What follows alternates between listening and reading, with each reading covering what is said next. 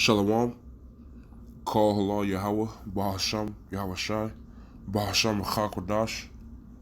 Double honors to the apostles and elders of Great Millstone who do rule and teach well and as truth. And shalom to all the brothers out there that are pushing this word in sincerity and in truth. I just got through watching the Elder Apostle Tahar's video spotlighting Elder Yashawamba from the GMS Dallas camp. This video on the article from RT about these Israeli, members of the House, or the Israeli Prime Minister were caught eating shellfish. And they claim to be the real Jews of the Bible. They claim to follow the Bible, but we real men of the Bible, we the true Hebrew Israelites, being of the so-called Negro, Latino, or Native American descent,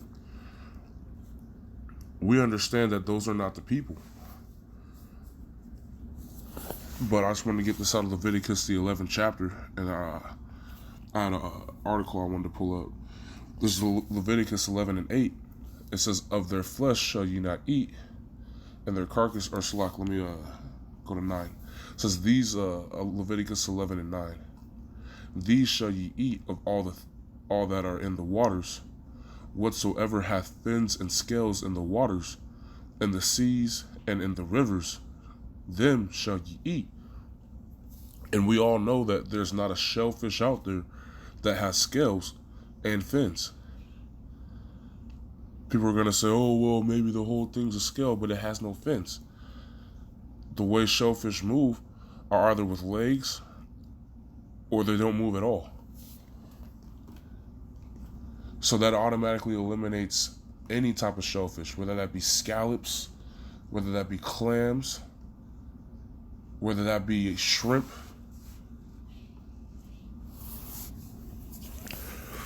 Going on, it says, "And all that have not fins and scales in the seas and in the rivers, of all that move in the waters, and of any living thing which is in the waters, they shall be an abomination unto you." And that especially goes for the catfish, because you got a lot of our people out there down in the south, a lot of Jakes like to eat catfish, where they say, "Oh man, it's a fish. Hey, at least it ain't shellfish." But it says, "have not fins and scales." Catfish do not have scales; they have skin.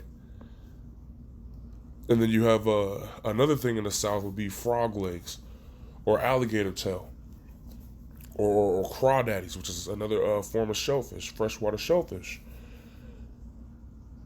It says, "They shall be an abomination unto you." So we shouldn't be eating that stuff. And to prove that to you, there's an article on Wikipedia that says Hebrew roots, unclean foods, unclean animal food lists. And it has a biblically clean foods from Leviticus, the 11th chapter. They even they break it down into sections for you. And this is the seafood section. It says clean foods would be albacore, which is another form of tuna that they use, or crevel, horse mackerel, so it's a mackerel.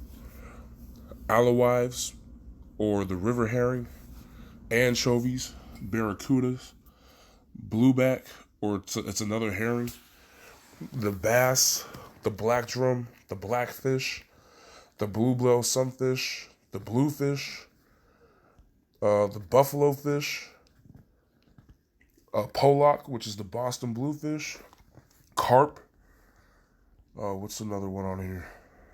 Flounder, groupers,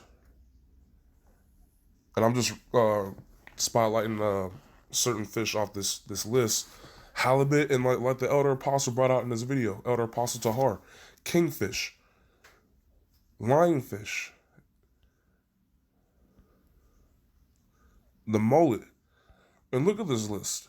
I don't know about that pigfish, just for the name, but red snapper.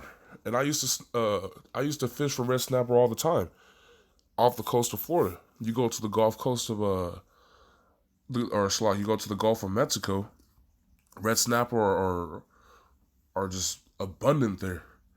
You can catch about 8 in an hour if you go to the right spot.